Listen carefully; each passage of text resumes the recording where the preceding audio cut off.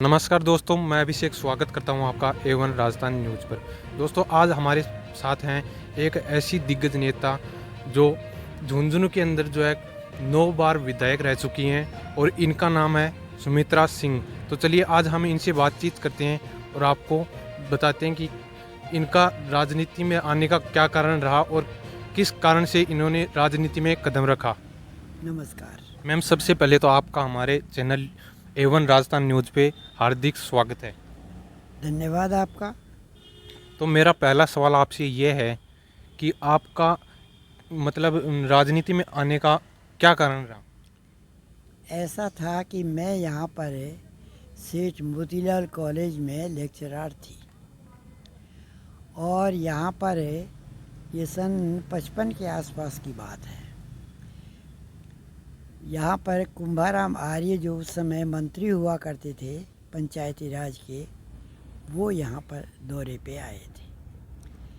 उस समय पूरे झुंझुनू शहर में कहीं भी न कोई ढाबा था, न कोई होटल था, न कोई खाने पीने की कहीं और कोई व्यवस्था आने वालों के लिए थी। मेरे पति यहाँ पे डिस्ट्रिक्ट बोर्ड के सेक्रेटरी थे और मैं उनके साथ यहाँ रहा करती थी। तो कुंभाराम जी मेरे पास आए और उन्होंने, सरदार हरलाल सिंह जी आए, कुंभाराम जी नहीं, सरदार हरलाल सिंह जी उस समय यहाँ के विधायक थे और उन्होंने मुझसे पूछा कि कुंभाराम जी के साथ 5-7 आदमी हैं, तुम उनको खाना खिला सकती हो क्या? मैंने कहा खिला दूंगी खाना, क्या दिक्कत है। तो वो आए और खाना खाया। खाना खा के उन्होंने मुझसे पूछा कि छोकरी तू क्या करती है? मैंने उनसे कहा कि मैं यहाँ पे कॉलेज में पढ़ाती हूँ। कॉलेज में पढ़ाती है? लड़कों के कॉलेज में पढ़ाती है? मैंने कहा हाँ, लड़कों के कॉलेज में पढ़ाती हूँ।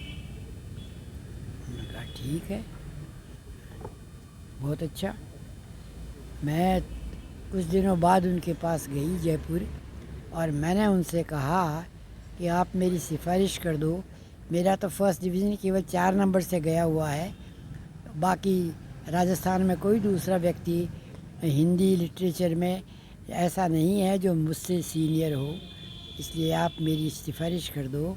महारानीज कॉलेज में जगह खाली पड़ी है जयपुर में, ताकि मैं यहाँ लेक्चरर बन जाऊँ, सरकारी सेवा में आ जाऊँ। तो उन्होंने मेरे पति को कहा, कुंभाराम जी ने, अरे उन्होंने मुझसे 5-7 मिनट बात की होगी, लेकिन 5-7 मिनट की मेरी बात से कुंभाराम जी इतने प्रभावित हुए कि उन्होंने कहा, अरे ये लाख टके की छोरी इससे 250 रुपये की नौकरी करवाएगा। मेरे हस्बैंड को कहा। मेरे दिमाग में भी ये बात आई। उसके बाद चुनाव आए। चुनाव के अंदर मैं अकेली थी इस ज़िले के अंदर जो MA पास थी, बाकी कोई महिला थी नहीं। और उससे कुछ दिनों पूर्व पंडित जी आए थे जयपुर में दौरा करने के लिए। उस समय विधानसभा की संख्या थी 160 और उन्होंने पूछा तुम्हारे यहाँ कितनी महिलाएं हैं? तो उन्होंने कहा हमारे यहाँ पे राजस्थान में एक महिला है जो विधानसभा की सदस्य है। विधानसभा सदस्य के बारे में पूछा तो उन्होंने कहा एक महिला है। उन दिनों के अंदर बाई इलेक्शन हुआ था और उस बाई इलेक्शन के अंदर यशोदा देवी नाम की एक महिला बांसवाड़ा से जो PSP की टिकट पे जीती थी, वो मेंबर थी। और उन्होंने कहा अरे तो 160 में एक ही लड़की है, एक ही वो महिला है? उन्होंने कहा साहब एक ही महिला है। कुछ दिनों बाद आमेर की सीट खाली हुई और आमेर की सीट जब खाली हुई तब ये कमला जी जो बेनीवाल हैं, इनको वहाँ की टिकट मिली और ये चुनाव जीती। तो 57 का चुनाव जब आया तब कुंभाराम जी आर्य ने, क्योंकि मैं अकेली महिला थी यहाँ MA पास, तो उन्होंने मेरा नाम लिया और मुझे टिकट दिलाई।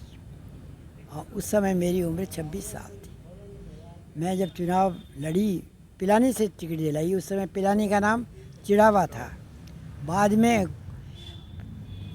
बाद में तो बिरला जी ने नाम चिड़ावा से बदलवा के और पिलानी कर दिया। उस समय चिड़ावा नाम था, तो चिड़ावा से मुझे टिकट दिला दी और चुनाव जीत गई। और ऐसे राजनीति में आना मेरा ये हुआ।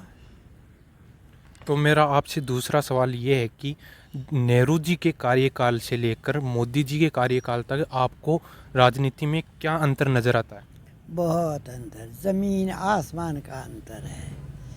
अब वो बात ही नहीं है। पहले नेता चाहे अपोजिशन का हो चाहे पक्ष का हो, सरकारी हो, एक दूसरे के साथ सदव्यवहार करते थे।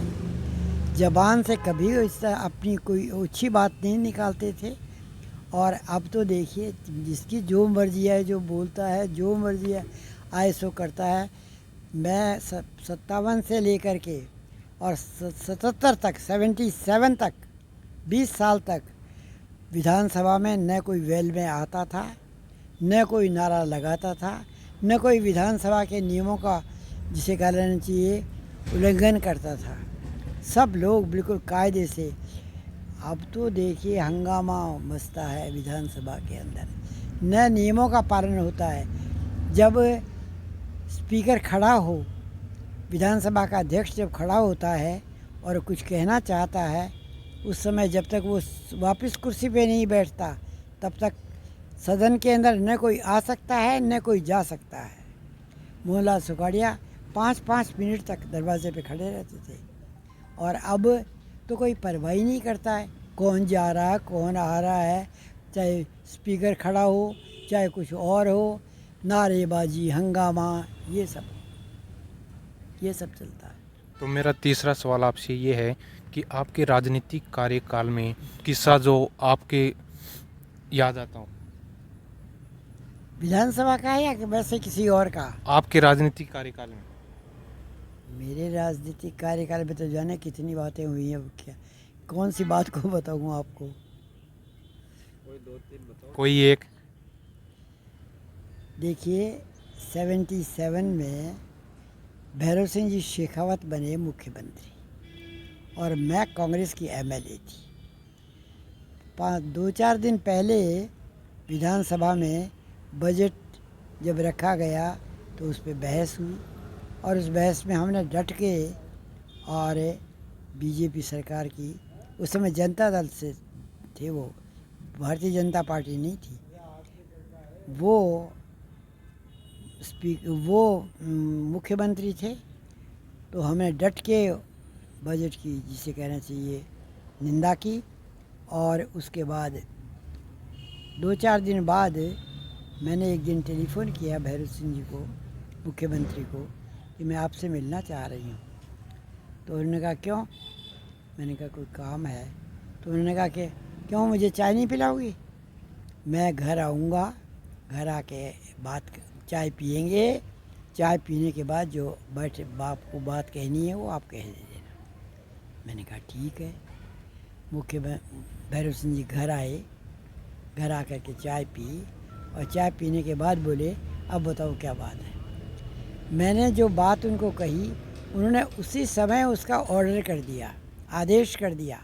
उसी समय मेरे घर पे बैठे बैठे ही आदेश कर दिया और चले गए। तो उस समय नेताओं में, जिसे कहना चाहिए, मुख्यमंत्री होते हुए, एक विपक्ष की सदस्य होते हुए आकर के मेरे घर आए, बिल्कुल इस तरह का व्यवहार किया जैसे कोई बिल्कुल अपने करते हैं। तो ये उस समय लोगों में ऐसा था। आज मुख्यमंत्री विपक्ष के सदस्य के घर जाना तो दूर, बात भी करना पसंद नहीं करते। तो इतना परिवर्तन हो गया है राजनीति में, क्या बताया जाए। और उस चुनाव में भी बहुत अंतर है। उस समय लोग जांचते थे, पार्टी के नाम पे वोट मिलते थे, पार्टी के नाम पे। अब पार्टी तो कहीं कुछ रही नहीं है।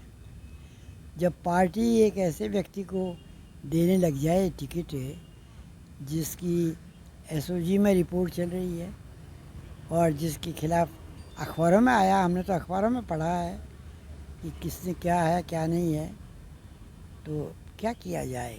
तो बहुत अंतर आ गया है।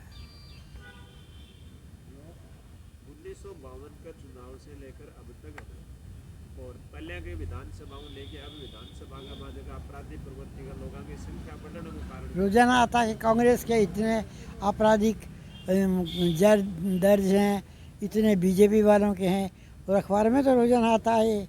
अभी 2-3 दिन पहले ही आया है, 2-3 दिन पहले के अखबार में आया कि इतने आपराधिक प्रवृत्ति के कांग्रेस में है, इतने आपराधिक प्रवृत्ति के कि जिनके खिलाफ मुकदमे हैं, इतने सब पार्टियों के आया है उसके अंदर अखबार में। उनका समाधान क्या?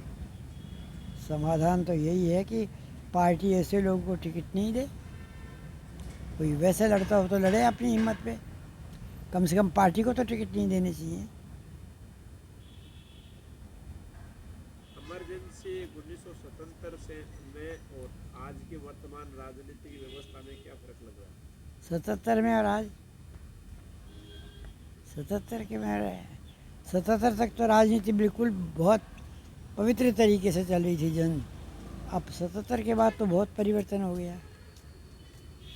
कोई ऐसा किसान नेता जो राजस्थान की राजनीति में आपको सबसे क्रांतिकारी लगा?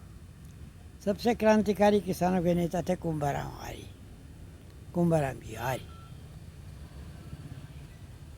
कुंभाराम जी के ऐसे कौन से काम हैं जिससे राजस्थान भर में आज तक उनकी पहचान जीवित है?